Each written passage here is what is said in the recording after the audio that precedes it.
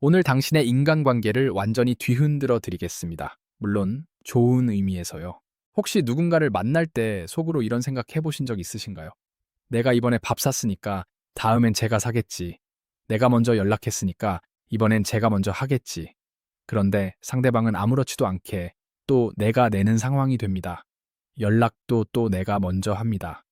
그 순간 밀려오는 묘한 서운함. 아, 나만 이 관계에 진심인 건가?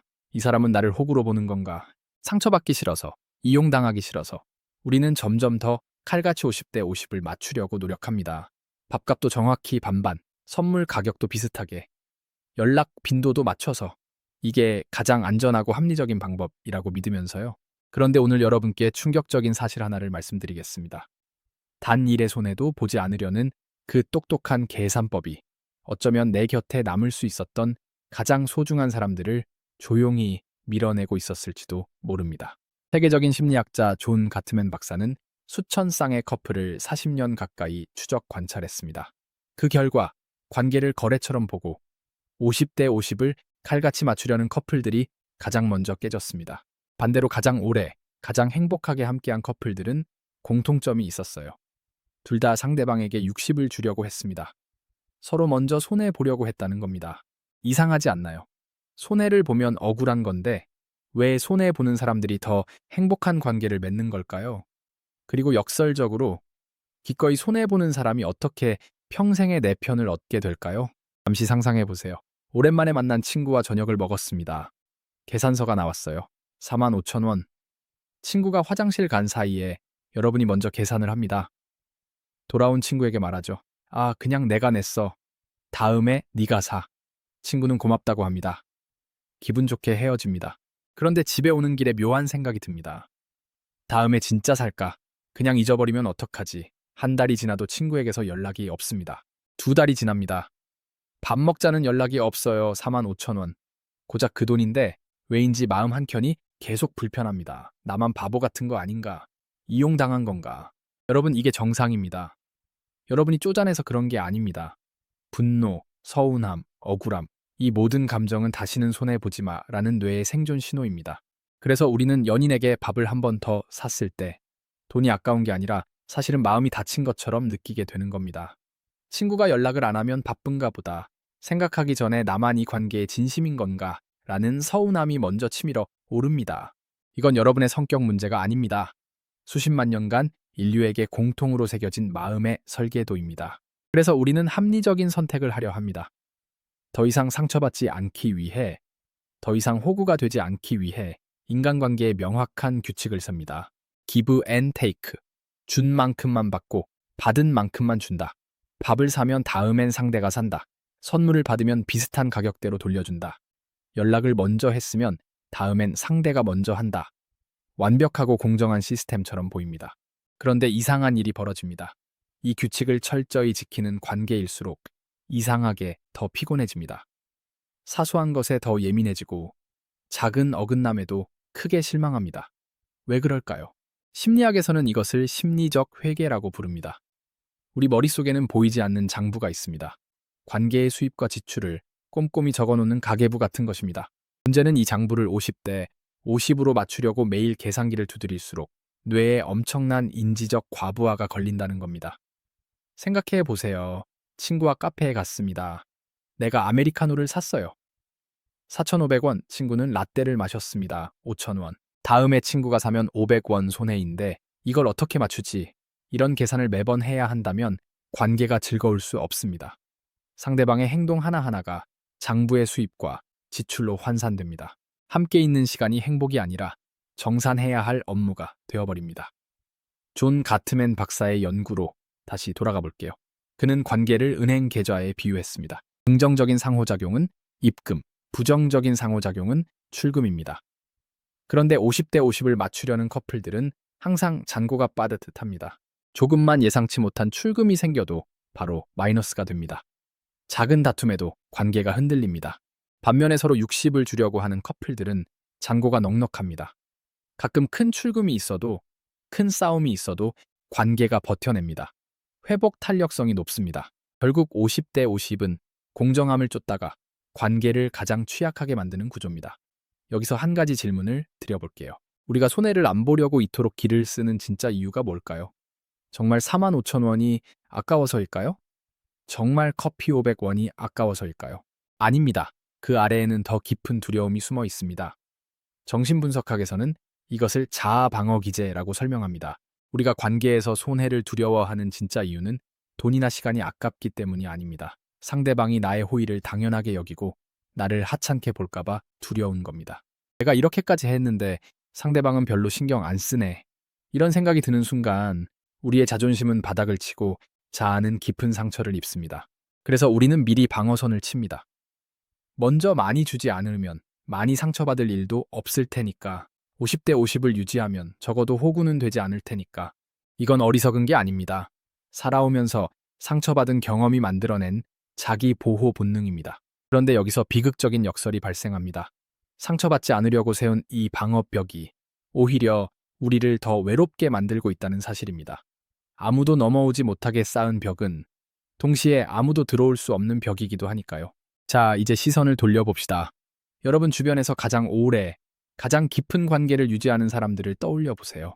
20년 지기 친구가 있는 사람, 결혼한 지 30년이 넘었는데도 손잡고 다니는 부부, 직장 동료들에게 항상 신뢰받는 사람. 이 사람들의 공통점이 뭘까요? 놀랍게도 이 사람들은 하나같이 손해를 잘 봅니다. 밥을 먼저 삽니다. 먼저 연락합니다. 싸울 때 먼저 손 내밉니다. 상대방이 실수해도 너그럽게 넘어갑니다. 얼핏 보면 호구 같아 보입니다. 하지만 이상하게도 이 사람들 주변에는 항상 사람이 넘칩니다. 어려울 때 달려오는 친구가 있습니다. 진심으로 걱정해주는 동료가 있습니다. 왜 그럴까요? 조직 심리학자 애덤 그랜트는 이런 사람들을 기버주는 사람이라고 불렀습니다. 그의 연구에 따르면 직장에서 가장 성공하는 사람들, 가장 오래 좋은 관계를 유지하는 사람들은 테이커, 받기만 하는 사람도 아니고 매처, 50대 50을 맞추는 사람도 아닌 기버, 기꺼이 먼저 주는 사람들이었습니다. 여기서 중요한 포인트가 있습니다. 이 기버들은 바보가 아닙니다. 이들은 단기적인 손해를 감수하면서 장기적인 관계의 깊이를 사고 있는 겁니다. 오늘 내가 먼저 쏜 커피 한 잔이 5년 뒤 내가 정말 힘들 때 달려와 줄 친구를 만드는 씨앗이 됩니다. 오늘 내가 먼저 굽힌 자존심이 10년 뒤에도 내 곁에 있을 평생의 내 편을 만드는 초석이 됩니다. 이 원리를 제가 하나의 비유로 설명드릴게요. 시골에서 콩나물을 길러보신 적 있으신가요? 콩나물을 기를 때 시루에 물을 붓습니다. 그런데 이상한 일이 벌어집니다. 부은 물의 90% 이상이 그냥 밑으로 빠져나가 버립니다. 당장 눈으로 보기엔 엄청난 낭비입니다. 밑 빠진 독에 물 붓기처럼 보입니다. 헛수고 같습니다. 그런데 며칠이 지나면 놀라운 일이 벌어집니다. 그 스쳐 지나간 물에 아주 일부, 10%도 안 되는 수분들이 콩에 스며들어 결국 콩나물을 쑥쑥 자라게 합니다. 빠져나간 물은 사라진 게 아니었습니다. 콩나물이 자라기 위한 필수적인 과정이었던 거죠. 인간관계도 똑같습니다. 내가 먼저 건넨 안부, 한 번 더 산 커피, 먼저 굽힌 자존심, 이 모든 것들이 당장은 밑 빠진 독에 붓는 물처럼 손해로 보입니다. 상대방은 고마워하는 것 같지도 않고 돌아오는 것도 없는 것 같습니다. 하지만 이 현명한 손해들은 보이지 않게 상대방의 마음 깊숙이 쌓입니다. 그리고 결정적인 순간, 그 사람이 나를 절대적으로 신뢰하게 만드는 튼튼한 뿌리가 됩니다. 자, 그렇다면 내가 기꺼이 손해를 볼 때 상대방의 머릿속에서는 도대체 무슨 일이 벌어지는 걸까요? 왜 받기만 하는 사람이 아니라 주는 사람에게 사람들이 모이는 걸까요? 여기에는 인간 심리의 가장 강력한 법칙 중 하나가 작동합니다. 바로 상호성의 원칙입니다. 인간은 누군가에게 무언가를 받으면 갚아야 한다는 심리적 부채감을 느끼도록 설계되어 있습니다. 이건 의식적으로 하는 게 아닙니다. 무의식에서 자동으로 작동합니다. 레스토랑에서 웨이터가 계산서와 함께 사탕을 하나 놓으면 팁이 3% 증가합니다. 2개를 놓으면 14% 증가합니다. 고작 사탕 2개인데 사람들은 무의식적으로 받은 것을 갚으려 합니다. 이게 인간입니다. 내가 친구에게 아무 조건 없이 밥을 삽니다. 친구의 뇌는 무의식적으로 기록합니다. 이 사람에게 빚졌어. 나중에 갚아야 해. 이 빚은 돈으로 갚아지지 않습니다. 신뢰와 호의로 갚아집니다. 내가 힘들 때 달려와 줍니다. 내 뒤에서 나를 감싸줍니다. 중요한 결정을 할 때 진심으로 조언해 줍니다. 또 하나, 행동경제학에서 말하는 지연보상의 원리가 있습니다. 당장 5천 원을 아끼는 것은 즉각 보상입니다. 뇌가 바로 기분 좋아합니다. 하지만 5천 원을 포기하고 관계에 투자하는 것은 지연 보상입니다. 당장은 손해에 갔지만 시간이 지나면 이자가 붙어서 돌아옵니다. 그것도 엄청난 이자와 함께요. 마시멜로 실험을 아시죠? 지금 마시멜로 한 개를 먹을 수도 있고 15분 참으면 2개를 받을 수도 있습니다. 그 실험에서 참을 수 있었던 아이들이 성인이 되어서 더 성공적인 삶을 살았습니다. 관계도 마찬가지입니다. 당장의 손해를 참을 수 있는 사람이 결국 가장 깊고 풍요로운 관계를 얻습니다. 여기까지 들으시면서 이런 생각하신 분 계실 겁니다. 그러다가 진짜 호구되면 어떡해요? 맞는 말입니다. 세상에는 여러분의 따뜻한 마음을 당연하게 여기는 사람들이 있습니다. 고마워하기는커녕 더 많은 것을 요구하는 사람들이 있습니다. 이런 사람들에게까지 손해를 보라는 게 아닙니다. 여기서 중요한 구분이 필요합니다. 자존감이 낮아서 억지로 참는 착한 아이 증후군과 자존감이 높아서 기꺼이 져주는 전략적 양보는 완전히 다릅니다. 착한 아이 증후군은 거절하면 미움받을 것 같아서 어쩔 수 없이 손해를 봅니다. 속으로는 억울하고 분합니다. 자기 감정을 억누르고 상대방의 비위를 맞춥니다. 이건 건강한 관계가 아닙니다. 이건 자기 착취입니다. 반면에 전략적 양보는 다릅니다. 나는 충분히 거절할 수 있어. 하지만 이 관계를 위해 내가 선택해서 한 발 물러서는 거야. 주도권이 나에게 있습니다. 내가 선택한 손해입니다. 억울함이 아니라 여유에서 나온 행동입니다. 그렇다면 어떻게 구분해야 할까요? 3가지 기준을 드릴게요. 첫째, 상대방이 감사를 표현하는가? 여러분이 뭔가를 해줬을 때 고마워.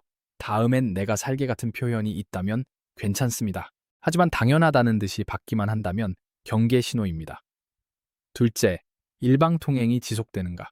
한두 번이 아니라 계속해서 내가 주기만 한다면 이건 관계가 아니라 착취입니다.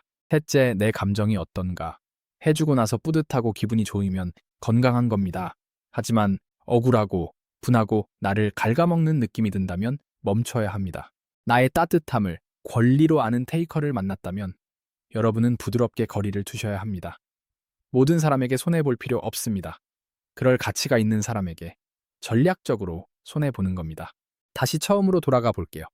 우리는 왜 관계에서 칼같이 50대 50을 맞추려고 했을까요? 더 이상 상처받고 싶지 않았기 때문입니다. 또다시 호구가 되고 싶지 않았기 때문입니다. 그 마음 충분히 이해합니다. 그 방어벽은 여러분이 그동안 받았던 상처들의 흔적입니다. 여러분의 여린 마음이 스스로를 보호하려고 세운 벽입니다. 하지만 오늘 여러분께 이 말씀을 드리고 싶습니다. 그 벽이 여러분을 지켜주는 동시에 여러분을 외롭게도 만들고 있었다는 것을요. 아무도 상처 줄 수 없는 곳에는 아무도 닿을 수 없습니다. 완벽하게 안전한 관계는 완벽하게 외로운 관계이기도 합니다. 관계에서 기꺼이 손해보는 것, 이건 바보 같은 희생이 아닙니다. 이건 가장 현명한 투자입니다. 가장 확실한 심리적 적금입니다. 오늘 내가 먼저 건넨 다정한 말 한마디, 한 번 더 내민 손, 먼저 굽힌 자존심. 이 모든 것들은 사라지지 않습니다. 보이지 않게 쌓여서 결정적인 순간 여러분의 편이 되어줄 사람을 만듭니다. 콩나물 시루에 붓는 물처럼 당장은 빠져나가는 것 같아도 결국 콩나물을 자라게 합니다. 오늘부터 한번 해보시는 건 어떨까요? 밥을 샀으면 다음에 네가 사라고 말하지 마세요. 그냥 맛있게 먹으라고 하세요. 연락을 먼저 했으면 쟤도 해야 하는데라고 생각하지 마세요. 그냥 보고 싶어서 했다고 하세요. 사소한 다툼이 있으면 누가 잘못했는지 따지지 마세요. 먼저 손 내미세요. 처음엔 불안할 겁니다. 손해보는 것 같은 느낌이 들 겁니다. 하지만 시간이 지나면 느끼시게 될 겁니다. 여러분 곁에 진짜 여러분의 편인 사람들이 생겨나는 것을요. 힘들 때 달려오는 사람, 뒤에서 여러분을 지켜주는 사람, 여러분의 행복을 진심으로 기뻐해주는 사람. 그 사람들이 바로 여러분이 기꺼이 손해보며 심은 씨앗에서 자라난 열매입니다. 상처받기 싫어서 세웠던 방패를 이제 내려놓으세요. 여러분이 건넨 다정한 시간들은 결코 사라지지 않습니다. 언젠가 반드시 평생을 함께할 든든한 내 편이 되어 돌아올 것입니다. 오늘 영상이 도움이 되셨다면 좋아요와 구독 부탁드립니다. 여러분의 관계가 더 따뜻해지길 응원합니다. 감사합니다.